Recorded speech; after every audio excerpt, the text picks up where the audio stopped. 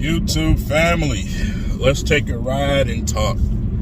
Today is real talk, and we're gonna have a pretty good episode today. Because I'm probably sure a lot of y'all can relate to this. A lot of y'all have done this. For the people that watch this video, you may have kids that are already grown that still act like kids. Or you can be right in the thick of it like I am. Today's topic is parenthood, parenting. We're going to stick somewhere around the teenage range, the 12 to 17 range, up in that area. So, man, where do I start? First and foremost, my heart goes out to the victims in the Oxford, Michigan school shooting that took place yesterday. This thing is just something that's just not going to go away. A lot of the problem is parenting households. A lot of things that's been put in place for you to misparent your kids, but at the same time, it's just a terrible situation when you have your kids in school and you have an event like that. Where a child is grabbing the firearm of their parent or brother or cousin or whoever it may be, and deciding to go to school and release his rage on other children and sometimes staff. So dangerous situation. But I'm gonna kind of tie this in a little bit to what I'm talking about. So, I have a 15-year-old. I have a 15-year-old. I have a 12-year-old. My daughter's 12, son's 15. I have other children, but we're going to leave them out for right now. I have a 15-year-old that, as us men, we all know when we hit that age, anywhere between 13 to 15, you start to smell yourself. You start to want to try to test the waters a little bit. And as a father, you kind of got to be careful with that situation because, you don't want to let your anger and your rage take, situations to where they don't need to go. My son's 15. He's pretty much probably taller than me now, if not exact same height. I think he's probably taller, to be honest. So, the voice gets a little raspy. You get the little peach fuzz mustache. They start smelling themselves. Yeah, first mistake. First mistake. I never tried my pops that way. I seen my pops. My pops wasn't no joke. My brothers them tried them. I seen my pops put my brother through the table. You know what I'm saying? So, I never tried my pops in that manner. So, but my 15-year-old decided he wanted to go there. I ain't gonna get into the details, but decided he wanted to go there. So, you got to be careful with that situation simply because today you risk, you discipline him the way that you want to, You risk going to jail. They call the cops on you, you go to jail. So you got to be careful, very careful in parenting, raising that kid up to that point. Because it helps a lot. It helps a whole lot. When they're young, if you're doing it right, if you're disciplining them when they need to be disciplined, and I'm not talking about reasoning with your kids. I see that a lot. You know, no disrespect for some of the single mothers out there, but you know, when it's a single mom home, usually it's more like reasoning with them, explaining things, you know, things like that. Listen, man, your kid is not your coworker. Your kid is not your friend. It's your kid. So when it comes to disciplining them, I hold that to a very, very important standard. Respect. Because if they don't respect your household, and if they don't respect you, then how are they going to treat the rest of the society? I.e., school shootings. You know, you got these kids coming to school, bullying these kids, and like I said, it's coming from not being properly raised. You're not being properly raised. That kid has something going on at home that makes him in the first place want to go to school and bully these other kids. Something's going on. That's why it's very important for you to evaluate your kids.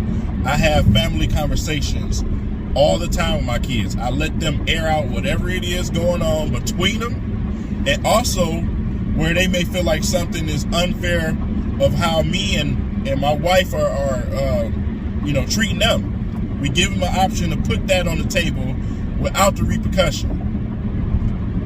So you want to know your kids. They're not going to tell you every single thing. Let's just be real about it. But when you put that out there and you give them that avenue, make them feel comfortable to where they can come to you and talk to you about situations, that helps tremendously. For instance, you see a lot of these kids, these Hollywood kids, man, these rich kids, they be, I mean, destroyed mentally. Number one, yeah, you got everything you want materialistically, but that parent is not in the home. You know what I'm saying? That parent, while they out doing all of those things, and somebody else is raising their kids, or the kids is raising themselves practically. You see it all the time. Oh, this actor's son is a drug addict or an alcoholic or has mental issues or all type of things.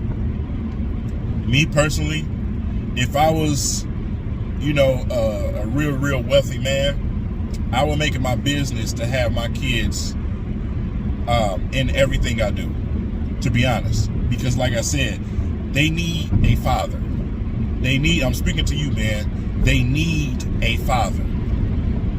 So, you know, it's things that you have to make sure that you yourself are being a great example as a father and as a man figure in that household. Because boys tend to want to be like their father, whether it be good or bad. And I tremendously mean good or bad. Because one excuse that they'll use is say, well, my father did it. So when you're drinking, you're an alcoholic in front of your kids, you doing drugs in front of your kids, they'll use that for a reason or an avenue for them to do certain things. So you got to be a great example. So that's why in my household, I always try to put the Most High first in front of everything. You know, we have our Saturdays where we keep that Sabbath. We do some studying. We do some. I watch some documentaries with them. We do some talking, life conversations. You know what I'm saying? Not always just when it comes to, you know, biblically. We do real life social conversations, man. So like I said, it's stuff that they need, and you have to feed that to your children, man, because like I said, they will soak it up like a book if it's coming from you. You hold a special place in that child's heart. So, you know, the reason why I say I never understood why, you know, some of these dudes out here, I can't even call them men, but some of these dudes out here don't want to be around their children. They don't want anything to do with those kids. And 9 times out of 10, you know, in them relationships that they had those children, they never really wanted to do it in the first place. Slip-ups. So, like I said, it's important to have structure. And when you have the Most High involved and you go by his structure, you avoid a lot of these obstacles in the first place. You know what I'm saying? I told my kids, I had a conversation with them, I raised my kids up to be great men and women, but also to be great mothers and fathers and great husbands and wives. That is one thing that is missing in our household that we do not do, because simply we're going through our own mess and our life is messy. So parenting, y'all got to understand where I'm going. Parenting starts before the child is even brung into this world. And what I'm saying to you, make sure that you have yourself on that correct path before you decide to bring that kid into this world. You need to be together before you do that. Now, let's just be real about it. In the real world, a lot of babies being made on bad terms. That still does not mean that you can't get your, I'm just going to say, shit together. Excuse my language. You need to get it together, man. It's never too late for you to get yourself together and be an example to that child. Because if you don't do that, you already 10 steps back. You're already behind when it comes to parenting. You're already behind. It starts with you. You're the example. You're the standard. So if you're a great man in that house, you're a great husband and a great father, you're raising that. If the mother is a great mother, a great wife, she's giving that example to your daughters. Your daughters ain't out here growing up to be, whorish. There's so many whorish women out here. It's not even so many. It's majority of whorism out here. It's whorism everywhere. You open your phone, Facebook, Instagram, Twitter, it's whorism everywhere. It's on the TV screens.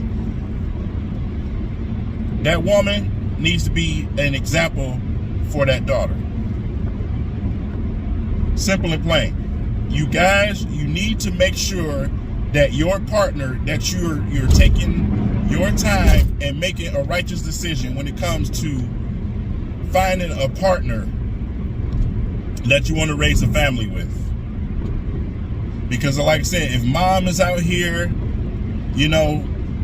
fake everything, getting butt shots and acting like a straight up rat, guess what that daughter gonna do? She gonna think that's okay. She gonna think what her mother does is okay, and the fact that you as a husband or boyfriend, I hate using that word because boyfriend ain't in the Bible, but if you accept that and your daughter see you accept that, she gonna think it's fine. A lot of the problem with what's going on in society, especially with people who look like me, our households.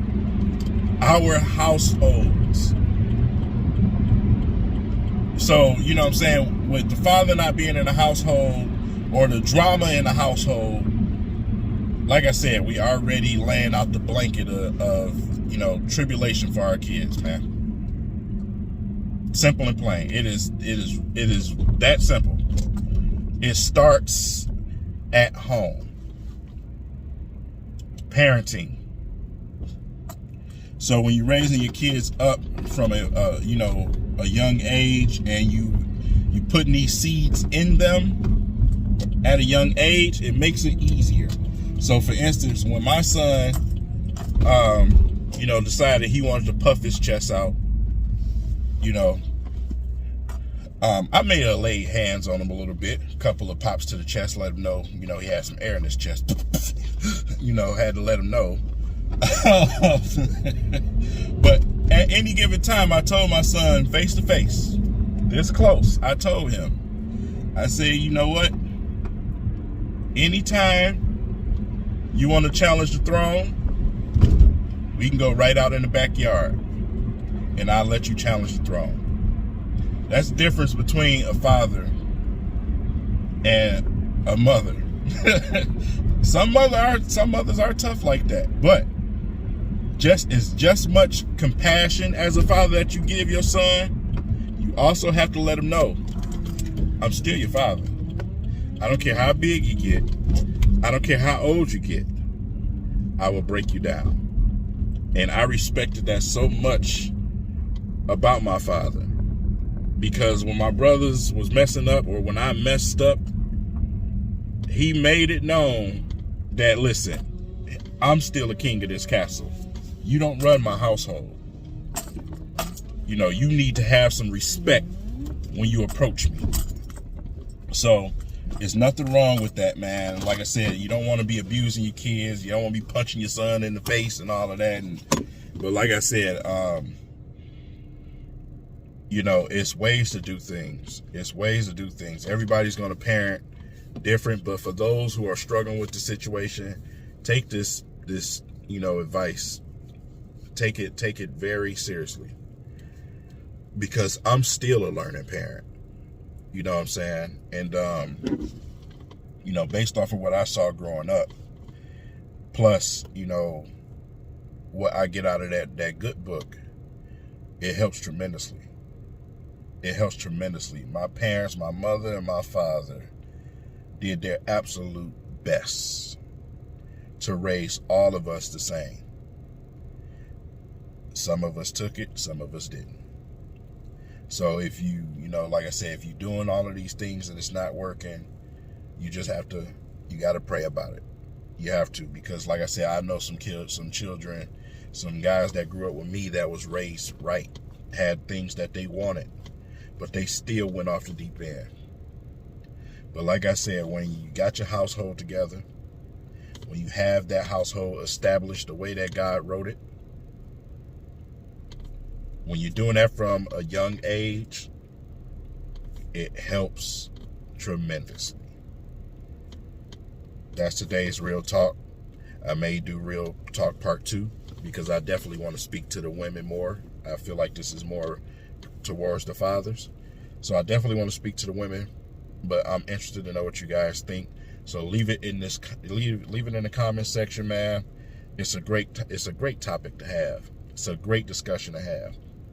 And I'm willing to discuss any type of thing, you know, that anyone's dealing with, or anything that someone needs help with. Because like I said, none of us are perfect parents. But if you raise your kids up and show them the way to go, they won't go astray. It's your boy King. This is Real Talk. I'll see y'all in the next episode.